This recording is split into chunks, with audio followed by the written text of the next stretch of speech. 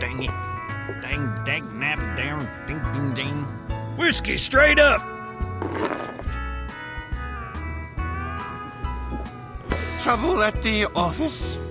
Bunch of damn girly men ain't willing to do what needs to be done. Oh, you don't want to listen to my problems. On the contrary, I'd love to.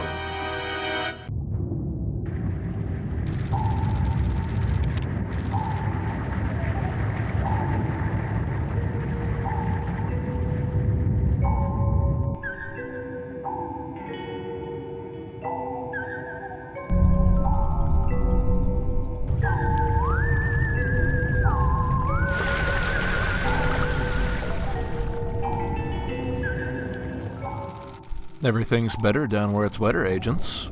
Welcome back to No One Lives Forever 2.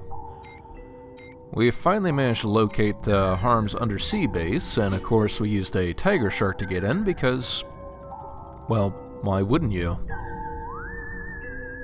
Is that a tiger shark?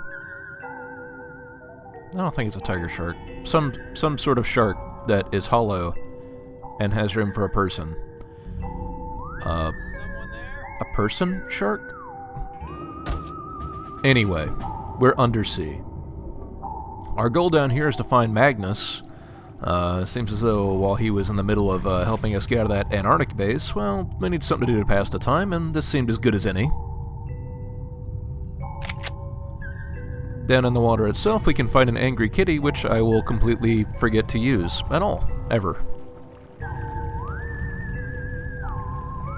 I hope you enjoyed seeing it in that first mission, because I'm probably never going to use it again. Well, not successfully anyway.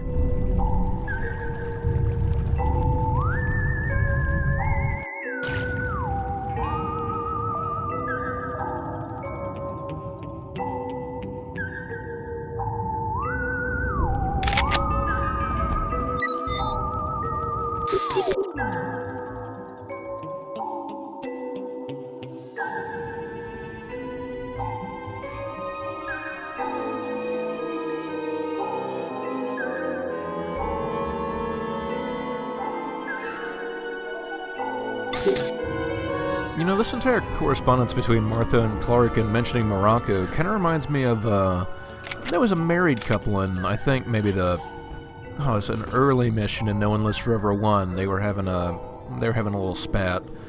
I don't think they're the same people, but they might be.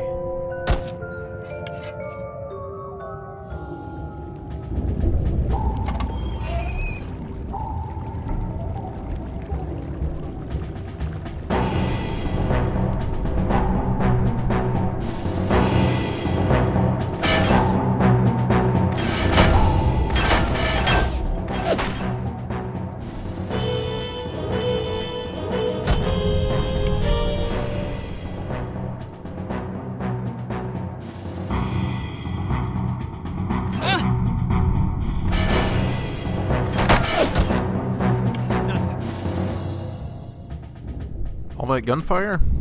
Probably nothing. Probably nothing important. Nobody got hurt, right?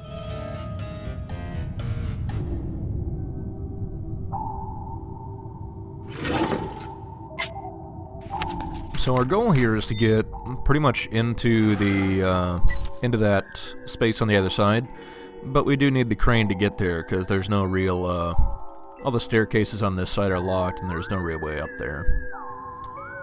Also, looks like H.A.R.M's moving into black and red as compared to gray and red.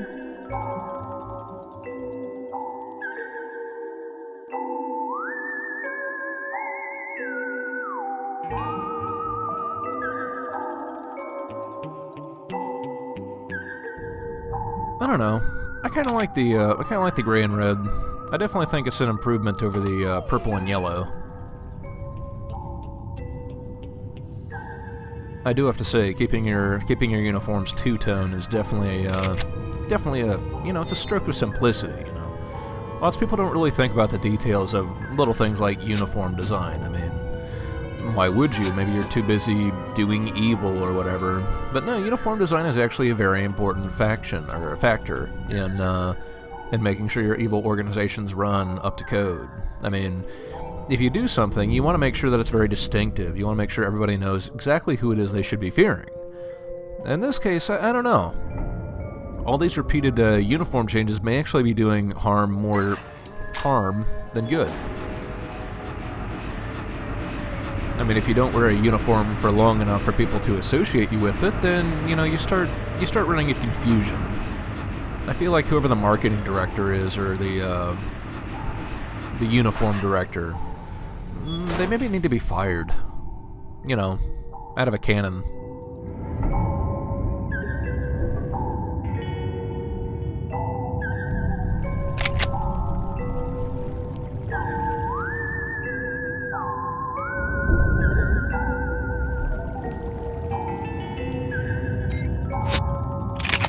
So the new utility launcher we picked up from that from that package actually has a scope on it. I believe I mentioned at some point that they do make a scope for this utility launcher, and well, here it is. It's just like any other scope. It's nothing too special.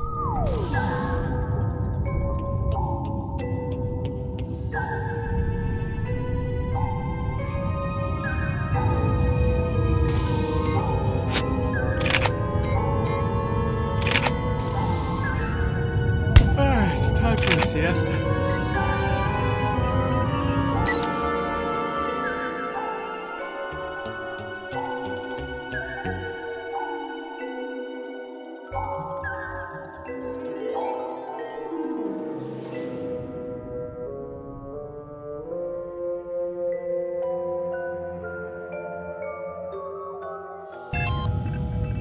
Of course, like any good evil organization, H.A.R.M seems to have recently hired a morale officer, which, you know, is in a very important position. You know, if you do this kind of job day in, day out, where people kind of, you know, just say, oh, they're evil, they do nothing but bad, you know, it can be hard to kind of keep up especially your attention. But it can be really hard to keep up, you know, company morale, you know. So everybody's just saying, oh, your company's bad, you guys are doing so many bad things. I mean, what do you do if you hear that day in, day out?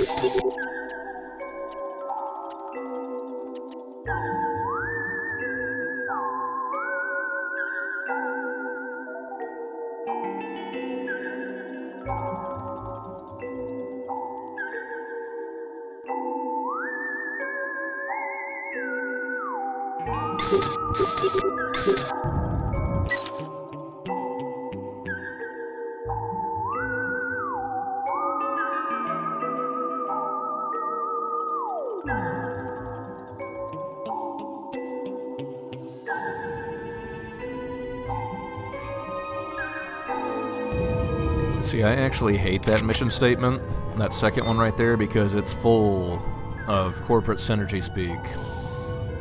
And I really hate corporate synergy speak, because I deal with people who live in corporate synergy speak, and it is the worst thing in the world. Because you can ask them what the hell they just said, and they don't actually have an answer. It's a whole lot of buzzwords, it doesn't actually mean anything. But God, are they enthusiastic about it. Oh, they're the worst kind of people.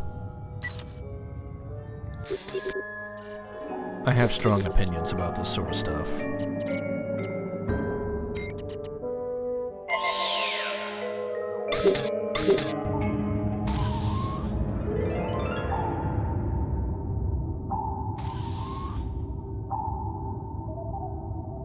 That morale officer is a serious liability. Come on, she's not that bad. How am I supposed to feel intimidating in a pink uniform? And what kind of self-respecting evil organization has a slogan like, good at being bad, bad at being good? I mean, I kind of like it. Besides, it got shot down anyway. That's not my point. It never should have been proposed in the first place. Where's the menace? Give her a break. This is her first time in a criminal organization. She used to work at a breakfast cereal company. Good Lord. Yes. Breakfast cereals. The most dastardly of cereals. Truly the most evil corporations in the corporate world. Wait, no, what am I thinking of? Hey, you okay? Sorry, bud. Pet shops, that's what I'm thinking of, yes.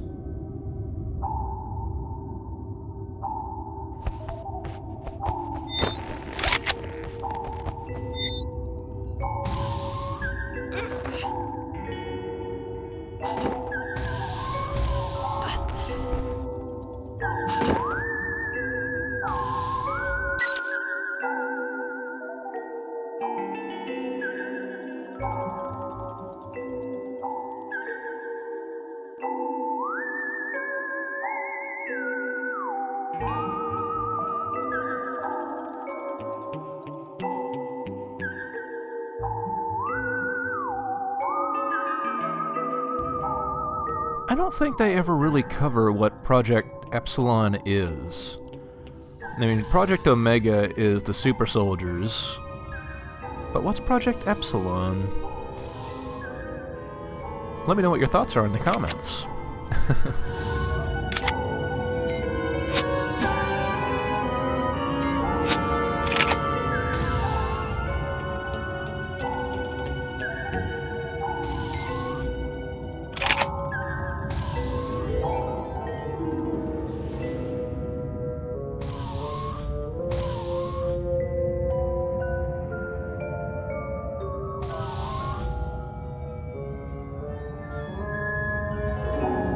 Eventually, I come to realize this guy isn't going to move, and if I want to get to the other door without being spotted, I just kinda gotta go for it.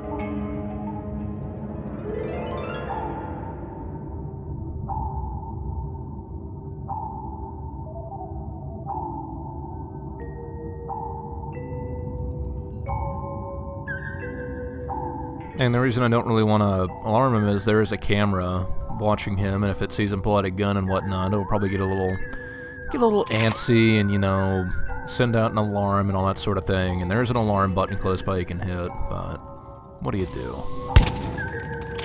Oh, dang. I'm tired.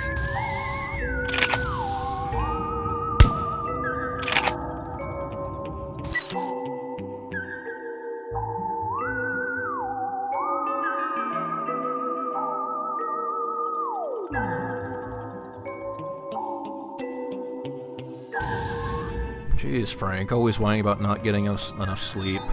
Oh, I'm tired. My name's Frank. I'm so tired. Can I get more sleep?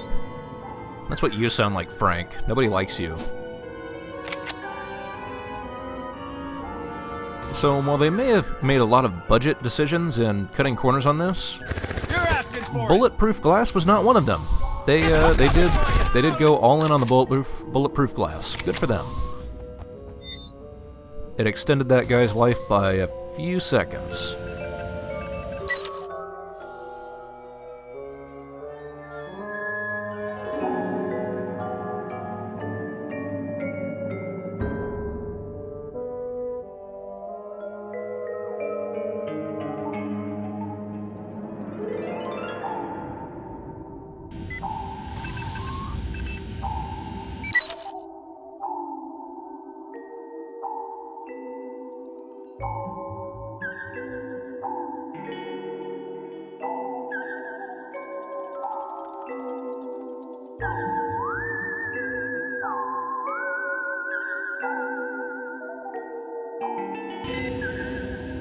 Oh, Volkov, you're so edgy.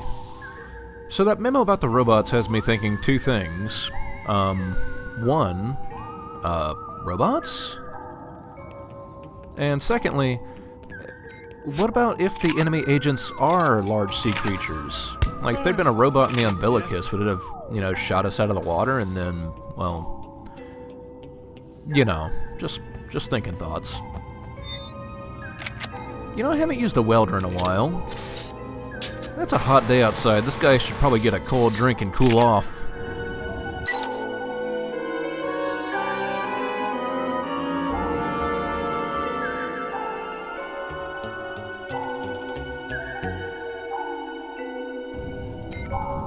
But I think that's just about it for this section. There was a door we passed by earlier inside that little admin area. The door going out the back of it actually leads to the umbilicus. And that is the direction of our, well, further objectives, because now we've just made a full circle. So with the antechamber, the front, whatever you want to call this area, this portion of H.A.R.M's underwater base taken care of, We'll move through the umbilicus and go further in next time.